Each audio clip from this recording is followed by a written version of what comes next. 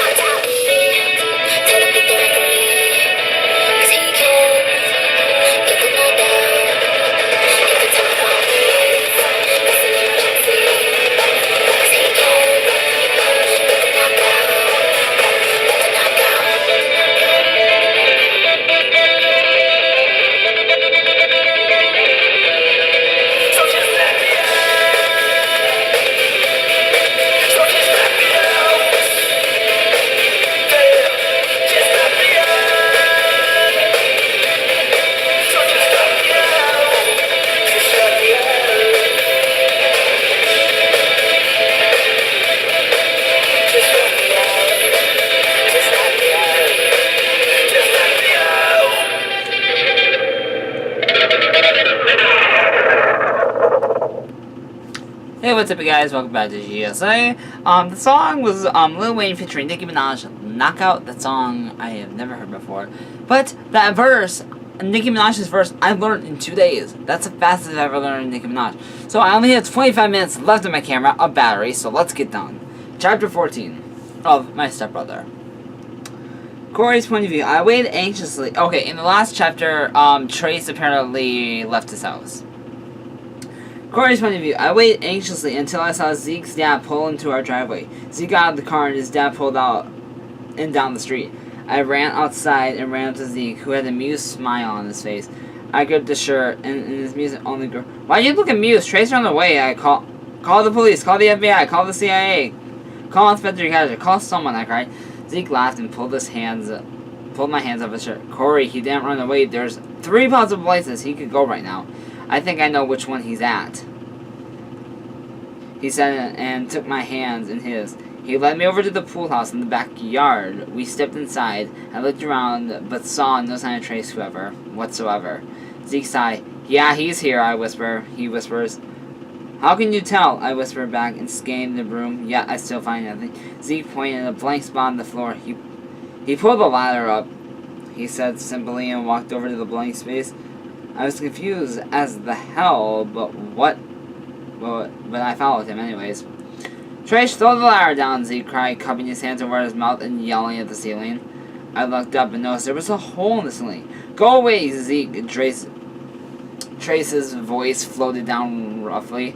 Trace, throw the ladder down or I'll have Corey get the one from the garage, Zeke said stubbornly, glaring up at the ceiling hole. Go away, Zeke, I want to be alone. Hence pulling up the ladder. Trace snapped. Fine, Corey, go get the ladder out of the garage, please. Zeke said, and I started to leave the pool house. Fine. Fucking damn it, Zeke. Trace cried furiously, and a second later, a rope ladder swung down. Zeke grinned triumphantly and motioned me back over to him. We climbed the rope and the ladder into the attic of the pool house. Trace was sitting against the wall with his arms wrapped around his knees and glared at his face. What the fuck do you want? He demanded in annoyance. What's wrong, Trace? Zeke got concerned. Nothing's wrong. I just want to be alone, Trace cried. But even I could tell that something was wrong. There was a look in his eyes that could be best described as, well, hurt. Something had really hurt Trace, but it wasn't physical. Something told me that he wasn't in physical pain. Trace, his fist shot and connected with my face before I could even finish speaking. I stumbled away in shock and felt something warm start to drip from my nose. Trace, what the fuck?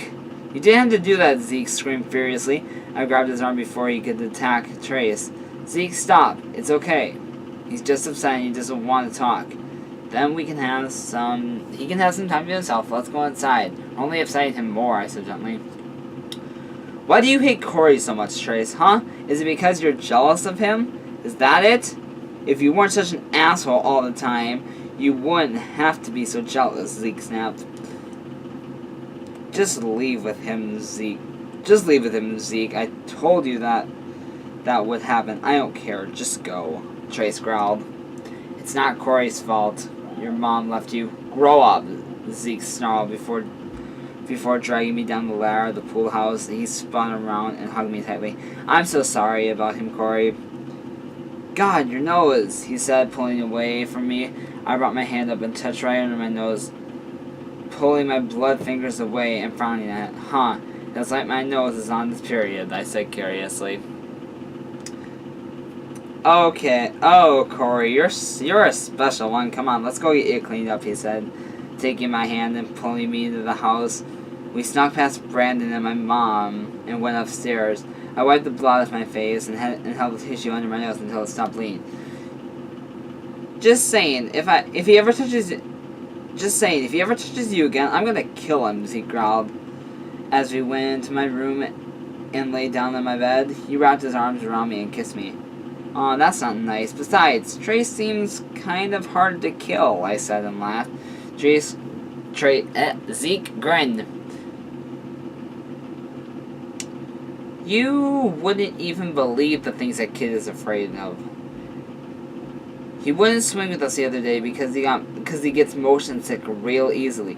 He's afraid of that feeling, he said and snickers. So what's up with the attic? I asked curiously. It's Trace's special place. I guess his dad set it up for him when he was a little kid and always goes up there when he's upset or wants to be alone or something, he said and shrugged. I jumped out of his arms and began to mount. Zeke, let's go outside and do something. I'm sick of sitting, I whined, and we had sat and watched a movie, and now we were sitting on my bed, and I can't sit. Zeke laughed and jumped up, taking my hand and pulling me downstairs. We went outside and searched around the garage for something new. Chalk, I screamed and snatched a broken piece of chalk and raced out of the driveway and sat down, drawing a smiley face. I frowned and stood up, bored of that already, I whined. Set the chalk back down in the garage while Zeke was watching in amusement. He grabbed Trace's soccer ball and grinned. We can lure him out of that attic, he said with a wink and nodded eagerly. Oh my gosh, Corey. Zeke let me run inside the pool house where there was a door where the attic was. I can't tell you how many times I've almost opened and fallen right out, Zeke said, shaking his head. He pulled the soccer ball back before launching at the door. It smacked and rebounded in the back of Zeke's hand. He threw it 7 more times. Trace opened the door and glared down at us. Stop it, he's not make us, I challenged with a wide grin. He glared and slammed the door as he began to launch the soccer ball out the door again, and the two of us laughing now. It was violent. I was violently tackled to the ground the second layer. Ah! Help me, I'm being raped, I screamed and tried to struggle away. Trace held me down, glaring at me. Why do you have to be so goddamn annoying? He demanded. I pouted. Zeke wasn't the one throwing the soccer ball. Go tackle, rape him, I whined. Still, the weight of his body against mine had me fighting off blush. It was just so comfortable and right, I couldn't help but wish he would never get off me. Couldn't help but wish he would lean down a little and press his lips to mine. Zeke is standing right there. Zeke is my boyfriend. He's telling that to himself to stay with Zeke. Trace got off me, and I ignored the sadness and lost in his comfort waved. Zeke pulled me to my feet and glanced at Trace, raising an eyebrow. Now you can apologize to Corey and come play soccer with us. Please, he asked, and trying not to sound desperate, but I knew it bothered him to see Trace like this. Upset and angry. How far am I in this? And both of us, some unknown reason, passed me the ball, Trace growled. Zeke and I glanced at each other and grinned. Come and take it from us, we taunted, at the same time took off running. Trace sighed in annoyance before giving us a chase. to me and Zeke tossed the ball. I threw it back to Zeke and now up the fence surrounding the pool. Zeke, throw it over here, I called. He did, I grinned, and Trace tried to hop the fence. He couldn't do it. He would never get the soccer ball from us. Oh, God, pool! Before I really knew what happened, Trace and I were falling into the pool together. Trace having hopped the fence and slipped while going to take the soccer ball. We splashed into the pool and swam to the top together, gasping for breath. We glanced at each other, and Trace pouted. I blame you, he grumbled. Yeah, because it's my fault you tackled me into the pool. Way to get me wet, asshole, I whined and blushed at what I said. Trace grabbed the ball and bonked it in my head. Hey, I whined and rubbed my head. With a deep-out jerk, I grumbled. We swam to the edge of the pool. I began to climb out as Zeke watched, trying not to laugh at the two of us. I got up and felt myself slipping backwards. Oh yeah, falling into the pool and cracked my head open. Yeah, I felt Trace catch me before I cracked my head open on the bottom of the pool. He stumbled back a little in the water, but managed to keep hold on me. Thanks, Trace, I mumbled embarrassed. Corey, there are stairs to get out of the pool, you know, he said, raising an eyebrow and carrying me over to and up the steps leading out of the pool. He carried me over to Zeke and set me down, making sure I wasn't going to fall yet again. Psh! I totally meant to do that, I cried and moved over to hug Zeke. Zeke stepped back to make a face at me. You can hug me when you're dry, he said. And I laughed and pouted. Let's go dry off. I hate being soaking wet, I said, looking down at my dripping clothes. Zeke nodded and we went inside with Zeke. What happened to you boys? My mom asked with a deep frown. I jerked my thumb at Trace and pouted. He got me wet, I grumbled, nearly slapping the hand over my mouth. I really need to stop saying like that. We began to move toward the bathroom to get towels. I slipped yet again on the tile and began to fall backwards. I felt Trace wrap his arm around me to catch me. Do you need a walker, Corey? Trace asked in annoyance. No, I'm fine. I'm just testing gravity and, your reaction. Yep, both are perfectly fine, I said with a smile. Do you realize you just told me testing gravy, right? He asked, raising an eyebrow. His arm still around me, hadn't made a move to stand back up yet. My cheeks heated up as I realized I did say gravy instead of gravity. Trace smirked and I coughed and looked away quickly. He helped me back up to my feet. Let's get towels.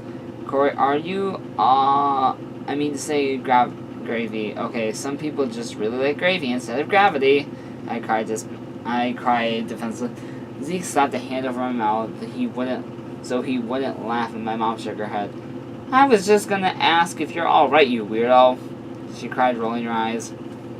Oh, well, duh, if I wasn't alright, I would be saying that I wasn't alright, I cried in a duh voice. Mom sighed and ruffled my wet hair. Oh, Corey, how did I get you?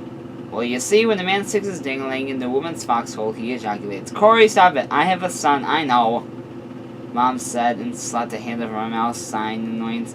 He couldn't keep back his laughter anymore, and I pouted at him, licking my mom's hand so she would take it off my mouth. Trace came back into the room and tossed a towel at me. I wiped my feet first before stripping down to my boxers and wiping the rest of my body off.